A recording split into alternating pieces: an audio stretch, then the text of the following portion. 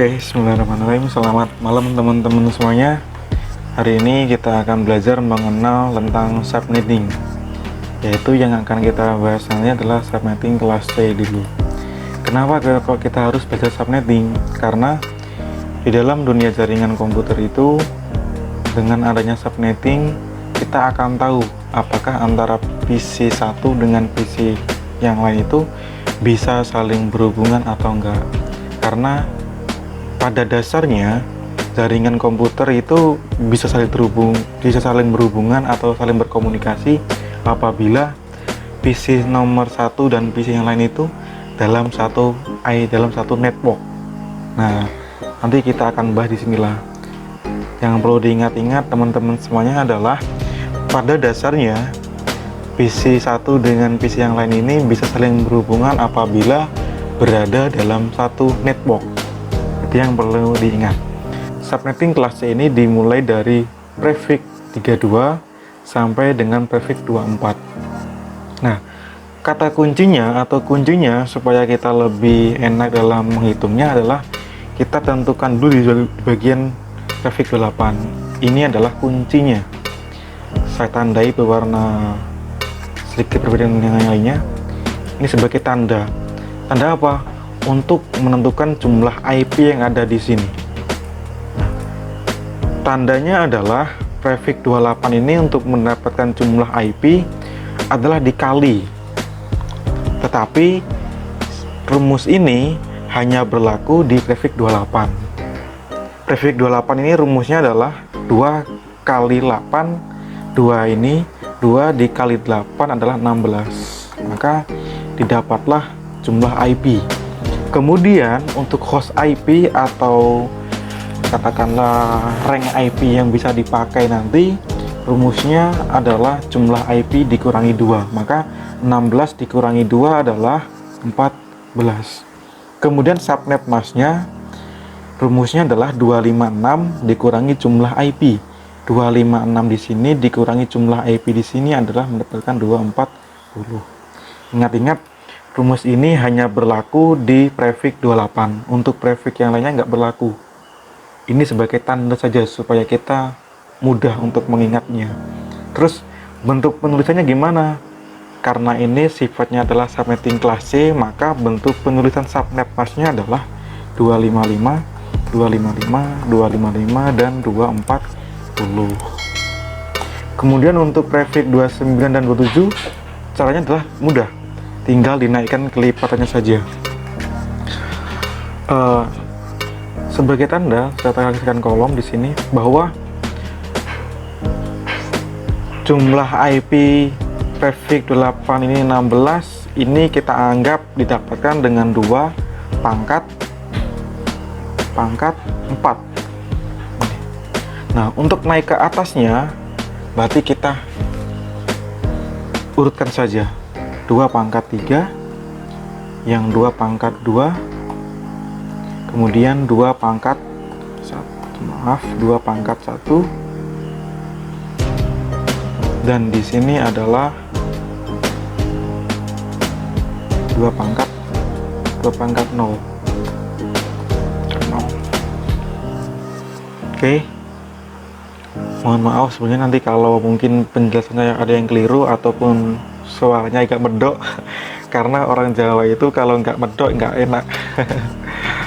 Oke, 2 pangkat 3 adalah 8, maka jumlah IP untuk prefix 29 adalah 8, 30 adalah 4, 231 prefix jumlah IP nya adalah 2, dan /32 adalah 1. Untuk bawahnya tinggal diurutkan saja. 2 pangkat 5, 2 pangkat 6, 2 pangkat 7, 2 pangkat 8.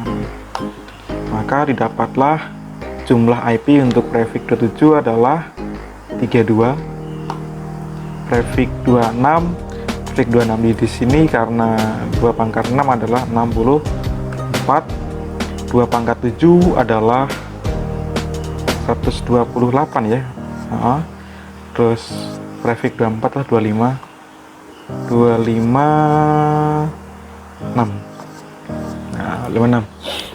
Nah, jika sudah ketemu jumlah IP-nya, tinggal tentukan hostnya berapa. Host IP ini adalah rank atau jumlah IP yang bisa kita pakai untuk klien atau untuk komputer. Karena jumlah IP ini nanti akan mengandung yang pertama adalah network, yang kedua adalah rank, yang ketiga adalah broadcast. Nah, jumlah IP ini nggak semuanya bisa kita pakai, makanya dipisahkan menggunakan host IP namanya. Makanya jumlah IP yang bisa dipakai nanti dia akan masuk di bagian sini. Jumlahnya berapa? Oke. Karena di rumus ini untuk menentukan host IP ada jumlah IP dikurangi 2, maka untuk prefix 29 ini adalah jumlah IP-nya adalah host IP-nya adalah 6. Kemudian untuk prefix 30 host IP-nya adalah 2, dan kelas 31 ini adalah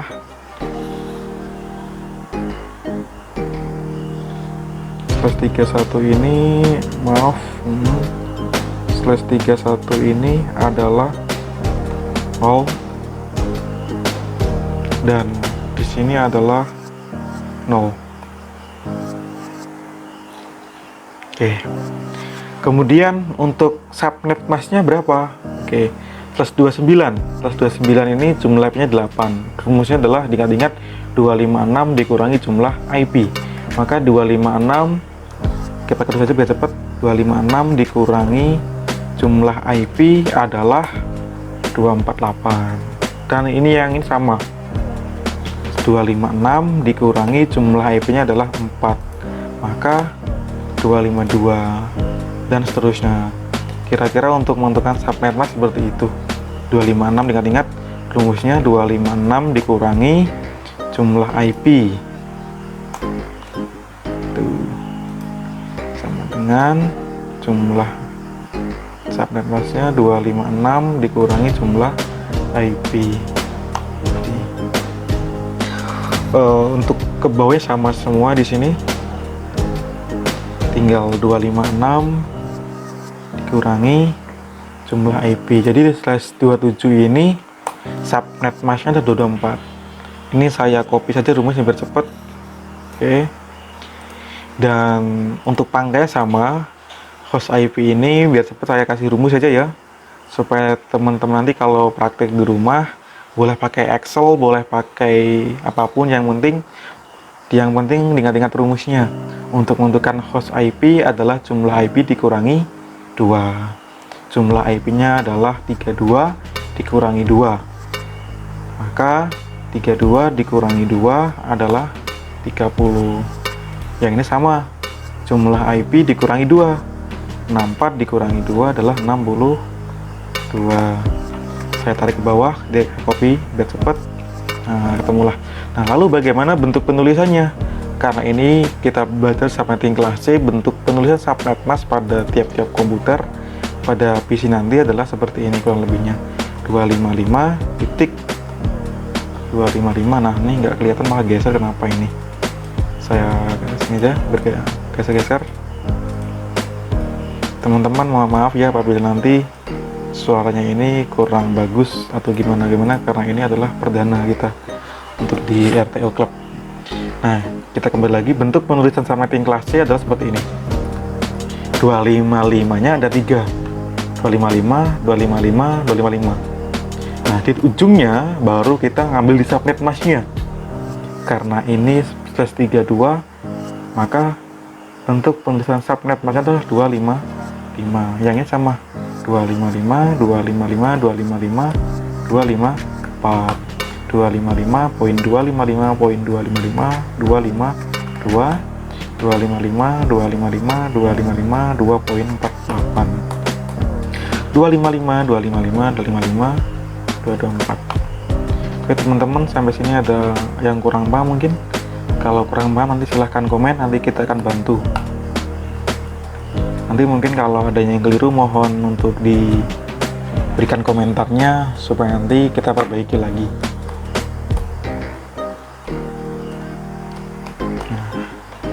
Oke, sampai sini mungkin ada pertanyaan untuk subnetting kelas C. Yang jelas subnetting kelas C ini sangat penting kita pelajari karena dasar dari sebuah jaringan komputer itu adalah di subnetting. Kita akan tahu apakah PC 1 dan PC yang lain nanti bisa saling berhubungan atau enggak lewat subnetting inilah. Karena pada dasarnya yang harus diingat-ingat adalah pada dasarnya jaringan komputer antara satu dengan yang lain, PC 1 antara PC yang dua ini bisa saling berkomunikasi apabila kedua PC ini menggunakan IP address yang dalam satu network.